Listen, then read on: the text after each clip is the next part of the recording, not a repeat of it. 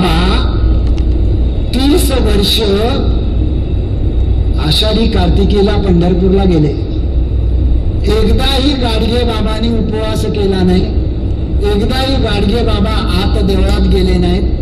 लोकांनी खराब केलेला चंद्रभागेचा किनारा स्वतःच्या खलाट्याने बाबा साफ करायचे आणि संध्याकाळी कीर्तनाला उभे राहायचे आणि समोर असलेल्या लोकांना बाबा विचारायचे, बाप हो देव पाहिला का देव? लोकांना आश्चर्य वाटायचं की अरे आम्ही तर पंढरीच्या पांडुरंगाला भेटायला आलोय आणि हा माणूस आम्हाला विचारतोय देव पाहिला का देव? लोक म्हणायचे पाहिला जी? बाबा म्हणायचे कमाल आहे, तुम्ही देव पाहिला? तुमचा देव कुठे राहतो? लोकांना वाटायचं या आढळण्याला काहीच माहित नाहीये. तोपर्यंत काय बाबांना एवढं नाव झालेलं नव्हतं. लोक म्हणायचे आमचा देव देवळात राहतो, तो रंगाने सावळा आहे, तो विटेवर उभा आहे, त्याच्या कटीवर हात आहेत, त्याच्या बाजूला रखमाई आहे.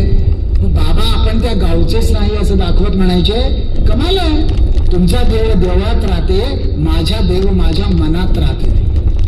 तरी लोकांना कळायचं नाही. मग गाडगे बाबा पुढे त्यांच्या मिश्किल वराडी शैलीमध्ये विचारायचे, तुम्हारे देवाले अंघोळ करते की नाही? लोक म्हणायचे करते. तर बाबा म्हणायचे तुम्हारे देवाले अंघोळ कोण घालते? लोक म्हणायचे आम्हीच घालतो जी. बाबा म्हणायचे अरे जे तुमचे देवाले स्वतःचे अंघोळ स्वतःले करता येत नाही, तो तुम्हाला तुमच्या भाग्याची अंघोळ काय घालणार? पुढे बाबा विचारायचे तुम्हारे देवाले धोतर नेसते की नाही? लोक म्हणायचे नेसते. तर बाबा म्हणायचे तुम्हारे देवाले धोतर कोण नेसवते?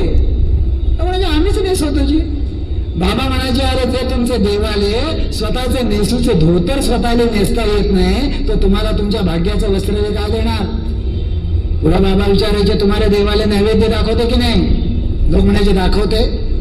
बाबा विचारायचे नैवेद्य दाखवून काय करते? लोक म्हणायचे हातात काठी घेऊन नैवेद्याच्या बाजूला बसते. बाबा विचारायचे कशाला? लोक म्हणायचे देवाला दाखवलेला नैवेद्य कोणी कावळा कुत्रा खायला येईल त्याला काठीनं हातायला.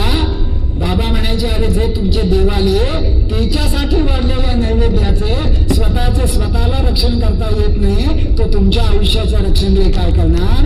आणि पुढे मित्रांनो गाडगे बाबा 1,00,000 मोलाचा प्रश्न विचारायचे, जो विचारायचा आपण विसरून गेलो. गाडगे बाबा विचारायचे जित्ता जागता देव कोणी पाहिला का? जित्ता जागता देव. आणि आपण कोणी पाहिलेला नसतो जित्ता जागता देव. त्यामुळे लोक कावड्या चेहऱ्याने इकडे तिकडे बघायला लागायचे. बाबांच्या बाजूला एक माणूस उभा असायचा, रापलेला चेहरा, पांढरी शुभ्र दाढी, अंगावर जाडे भरडे खादीचे कपडे, पाय अनवाणी, त्याच्याकडे